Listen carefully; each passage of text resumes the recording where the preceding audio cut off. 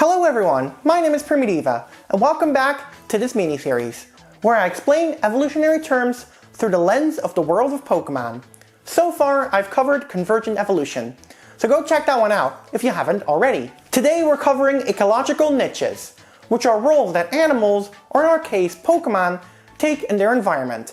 This is to help balance out an ecosystem and make sure that everyone has a role to play, even if it might seem insignificant. Take Joltik for example. Joltik may appear to be a pest in many ways, like a tick, but it does evolve into the spider Galvantula, which acts just like a spider, cleaning up others via population control. Now Pokemon itself has a buttload of niches. Seriously, any Pokemon, no matter how insignificant it may look, has a role to play in the ecosystem. Magikarp, for example, it's said to be the weakest Pokemon ever by the Pokédex, basically all the time. However, Magikarp reproduce like crazy, therefore they become part of a huge food web, sustaining and keeping many others alive. So they're still very important even if they don't evolve. It sounds sad, but many fish in our world are like that too. They have their strength in numbers, and that means that most don't survive, but as a result of that, their species thrives. Now I could sit here and go through every single Pokemon and figure out what niche they have. Heck, I could even create a food web for every single region, which, well, it's on my mind, but not now. So instead, let's have a look at the ecosystem of just one route. Route 1 of Galar.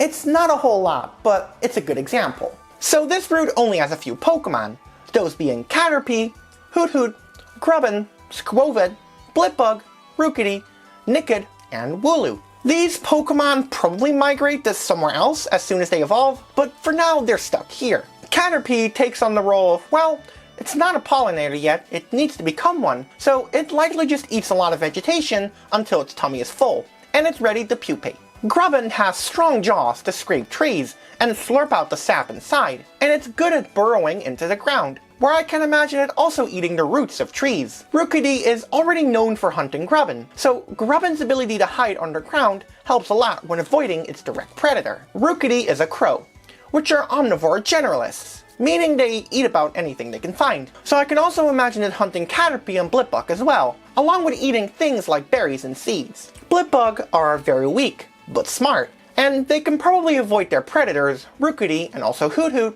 in interesting ways, while trying to feel around for vegetation with the hairs on its body.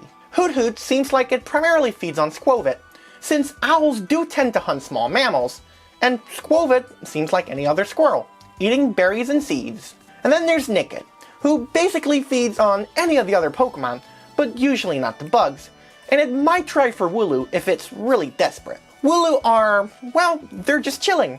Nice peaceful social grazers just eating grass. That's about it. They're not really predated by anything, so they're fine. And yeah, that's pretty much an example of a food web and a very small ecosystem. Again, it's only Route 1, so it's very small. But trust me, I'll get to the rest. Eventually. Sometime. But you get the point, right? Niches are everywhere in the world of Pokemon. You have pollinators, ones that graze and eat vegetation like grass, Pokemon that have long body parts to browse to reach high vegetation, ambush predators who surprise their prey and dispatch of them quickly, and even niches that aren't in our world, like nursing other Pokemon. We even have Pokemon with whole ecosystems on their backs. I mean, you can even compare the Pokemon of Kanto and Unova together, as a lot of them share similar designs and a similar role, and so they probably have a similar role in nature as well. Like I said, I could go through so many ecological niches right now, but let's save that for another video. Anyway, I hope that you all had a fun time watching. Be sure to let me know your thoughts in the comment section down below.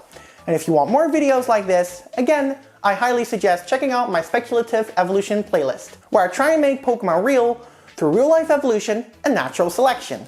If you like this video, be sure to hit that like button and comment, so that sweet YouTube algorithm can finally notice me.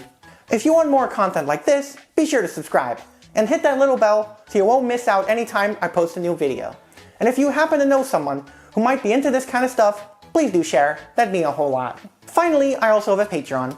In case you want to help support this channel even more, it's only $1 a month, and it really helps me create videos like this. It's in the description below. And with that being said, I hope y'all have a good day, night, or morning, and as always, take care.